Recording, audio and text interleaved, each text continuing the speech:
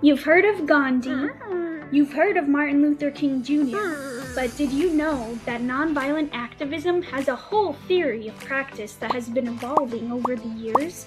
Each generation builds on what the previous generation learned. A lot of the time, when people hear nonviolence or civil resistance, they think of pacifism. But this is a misconception. Pacifism has largely been rejected by modern nonviolent resistance theorists because, to many people, it implies doing nothing, or even pandering to the enemy. So, what has nonviolent resistance come to mean these days? Gene Sharp is a scholar who is considered the grandfather of modern nonviolent resistance. Sharp put it this way: nonviolent resistance is a technique of socio-political action for applying power. Or, to put it more strongly, it is a form of unconventional warfare. It is confrontational, it is political, it shifts power, but it does so through a different means than traditional violent warfare. Through organized non-cooperation, using political action, social pressure, and economic disruption. Feeling love toward the opposition is not required.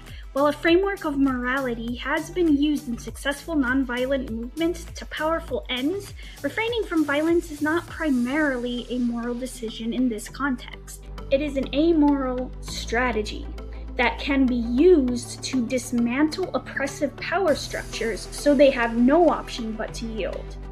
By utilizing tactics that are accessible to ordinary people, nonviolent resistance makes it easy to mobilize on a massive scale to achieve powerful leverage. At the same time, its aim is constructive.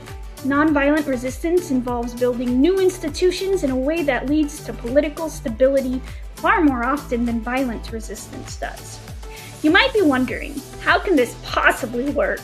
How can you win against an autocrat who has entire armies at his disposal without using an ounce of physical force? Surely weapons ultimately win battles. Isn't civil resistance the less effective option if you are serious about forcing the government's hand?